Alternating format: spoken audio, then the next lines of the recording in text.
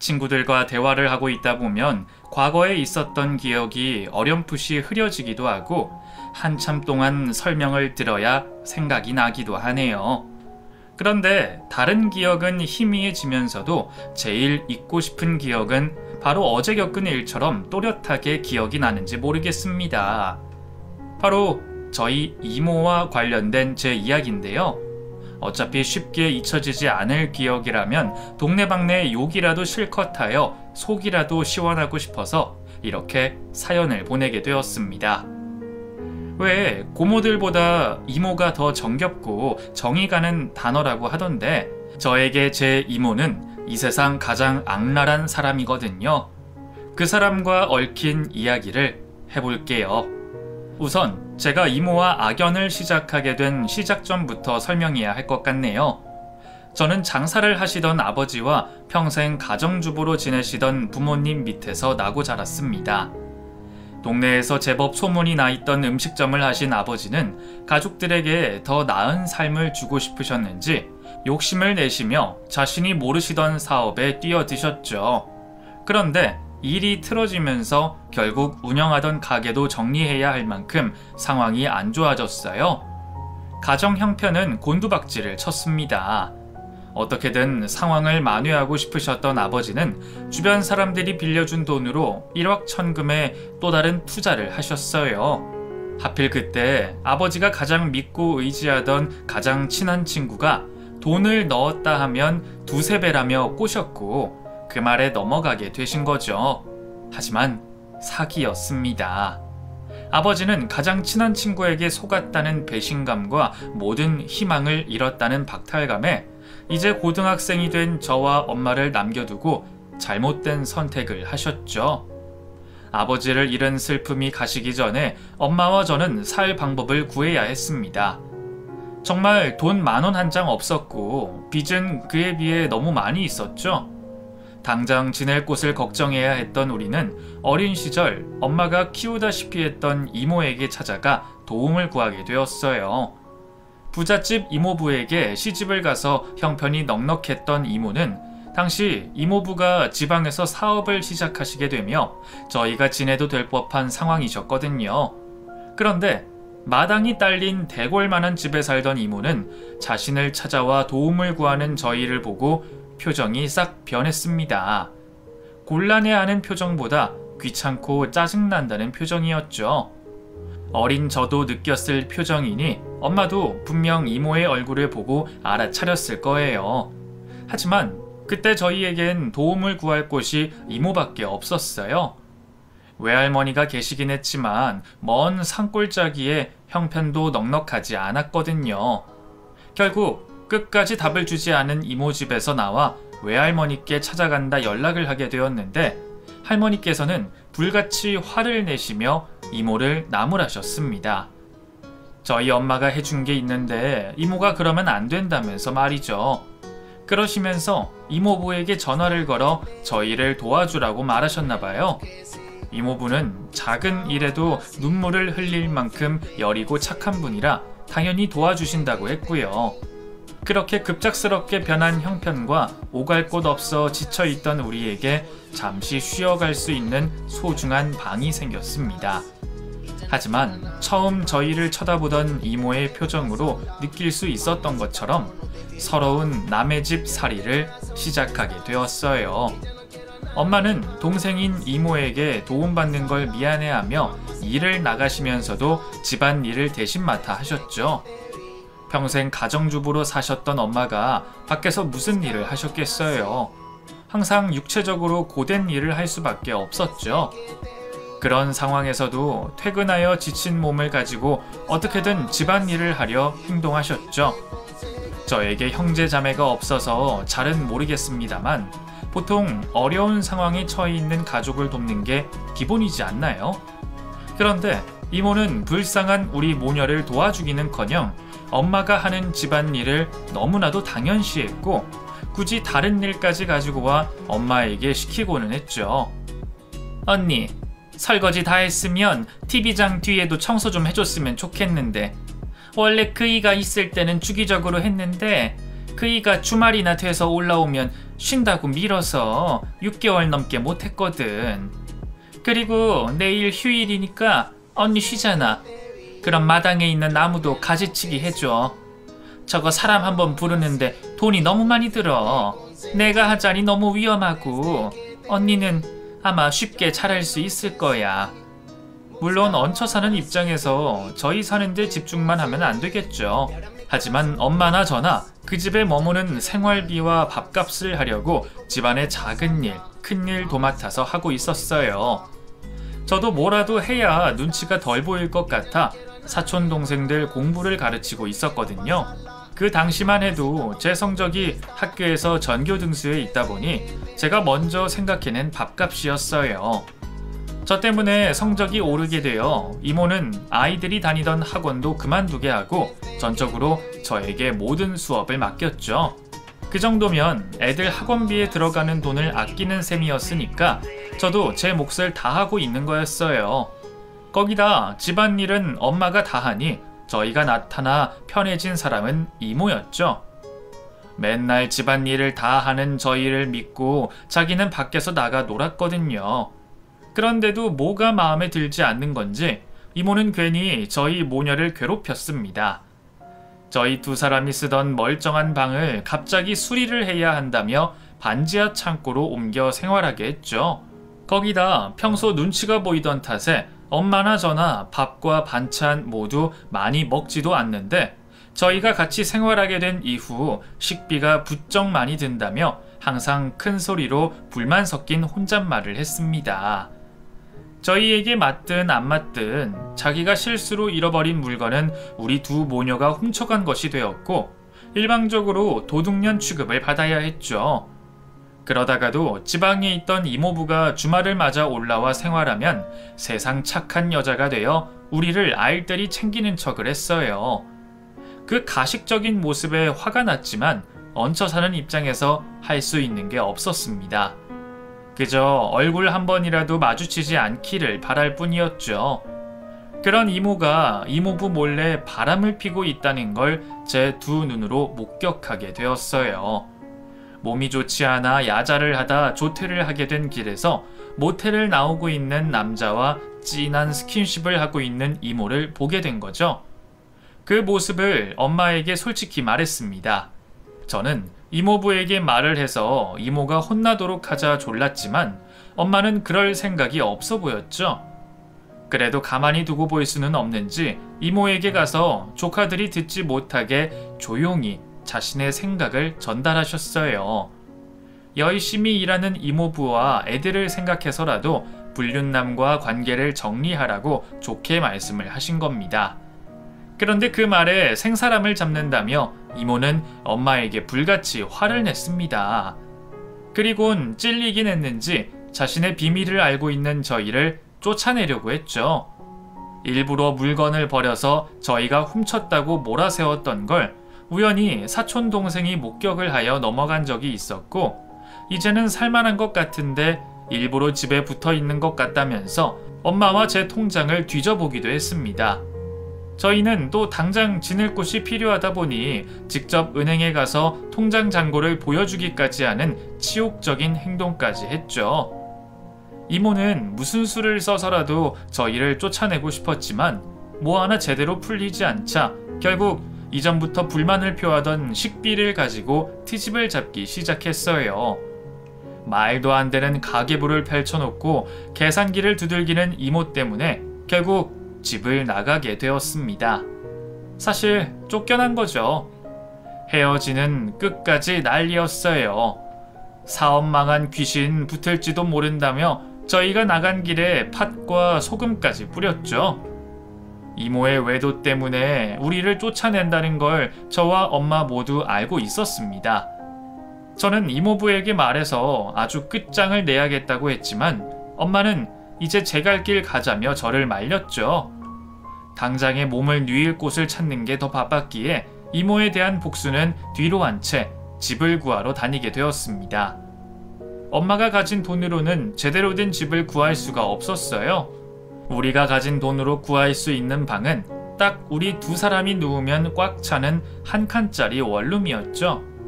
그래도 그것만으로 감사하게 생각하고 열심히 생활했습니다. 밤낮으로 고생하시는 엄마를 보고 돈을 버는 게 먼저라고 생각한 저는 수능을 마치자마자 바로 생계전선에 뛰어들었죠. 공부를 제법 잘하던 제가 학업을 마치는 걸 엄마는 가슴 아파하셨지만 당장 눈앞에 감당해야 하는 삶에 속으로 우시며 자책을 하셨죠. 매일 벌레가 들끓고 여름에는 온 문을 열어놔도 덥고 겨울엔 아무리 옷을 껴입어도 추웠던 그 집을 빨리 탈출하고 싶었습니다. 고생하는 우리 엄마를 조금이라도 더 나은 집으로 옮겨드리고 싶었어요. 음식점 서빙 알바를 시작으로 여러 가게를 다니며 주방일까지 배웠던 저는 돈을 착실히 모아갔고 제가 성공할 수 있는 길은 장사밖에 없다고 생각했습니다. 도박이나 마찬가지인 생각이었지만 대학을 못 나오고 기술도 없는 제가 좀 더 나은 삶으로 가기 위한 유일한 길이라고 생각했죠. 그렇게 낡고 낡은 건물 한 귀퉁이에 가게를 열게 되었어요. 아주 작은 가게였지만 이 가게에서 큰 성공을 하겠다는 일념 하나로 새벽부터 밤늦게까지 직접 음식 재료를 다듬으며 정성을 다해 운영했죠. 오시는 손님마다 음식 맛이 좋다고 단골이 되어 주셨지만 초라하고 외진 곳에 있어서 그런지 가게 안으로 들어오시는 손님이 손에 꼽을 정도였습니다. 그러다 거리에 쓰러져 있는 아이를 가게로 데려와 돌봐주면서 가게까지 주목을 받게 되었어요. 지역 소식란에 선행으로 저희 가게가 알려졌는데 그 소식이 신문을 타게 되면서 맛과 상관없이 손님들로 문전성시를 이루게 된 거예요. 그 일이 계기가 되었습니다. 제 선행에 대한 격려를 음식값으로 표현하시려고 가게로 오셨던 손님들께서 예상치 못한 음식 맛에 소문을 내주시기 시작하셨고 금방 선행 때문에 아닌 음식 맛을 보러 오시는 분들이 많아지셨죠. 정말 눈 뜨고 나보니 가게가 잘 되어 있었습니다. 혼자로도 도저히 운영이 안 되어 일을 하시던 엄마를 가게에 데려와 가게를 꾸려갔고 계속 장사가 잘 되어가며 옆 가게를 인수하고 벽을 트면서 제법 큰 식당이 되었죠. 그렇게 몇 년간 정신없이 장사에만 몰두하여 살다 보니 제법 성공한 음식가게 여사장이 되어 있었습니다. 그런데 저희가 생각하는 것보다 소문은 더 멀리 퍼졌던 것 같아요. 어느 날 잊고 지내던 존재에게 연락이 온 거죠. 이모였습니다. 저희가 이모 집에서 쫓겨나고 얼마 되지 않아 외할머니께서 돌아가시면서 언 10년 동안 단 한 번의 교류를 하지 않고 지내던 이모에게 연락이 온 거죠. 제가 전화를 받았는데 저를 확인하곤 이번에도 역시 경우 없게 말을 했죠. 너희 엄마랑 너는 어쩜 없을 때나 성공했을 때나 똑같니? 사람들이 염치가 없어. 너희 성공해서 그 동네 돈 다 긁어 모으고 있다며? 그러면 어려울 때 생각을 해서 제일 고마운 사람에게 은혜 갚을 생각을 먼저 해야지. 내가 먼저 연락하게 만드니? 그때 은혜 안 잊었지? 소문으로는 떼부자라고 하던데 돈 좀 있니? 저희 떼부자도 아니고요. 이모와는 더 할 말도 없어요. 그때는 그렇게 사람 모욕 주고 쫓아내놓고서는 이제 와서 왜 연락이에요? 그런데 옆에서 음식 재료를 다듬고 있던 엄마가 제 통화를 들으시고 통화 상대방이 이모라는 걸 알게 되었죠. 엄마는 제 수화기를 빼서 들고는 반갑게 이모와 통화를 나눴어요. 인자니? 이게 얼마만이야? 내가 미안해. 사는 게 바빠서 연락도 못하고 살았다. 근데 저번에 연락을 했더니 네 번호가 바뀌어서 연락을 못했어.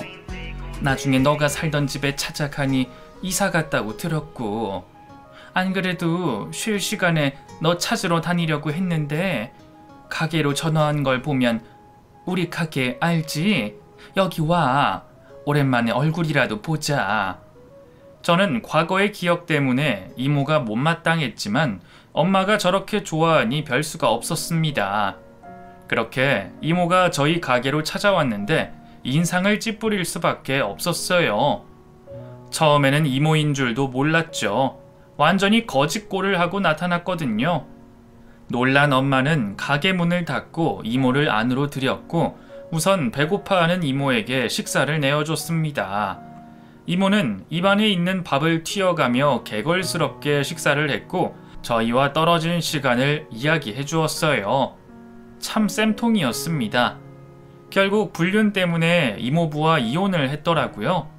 저희가 떠나고 나서 얼마 지나지 않아 겁도 없이 집에서 불륜을 저지르다 생각보다 일찍 귀가한 이모부와 사촌들에게 들키고 만 거죠. 결국 이혼 소송을 당하고 양육권도 빼앗겼다고 합니다.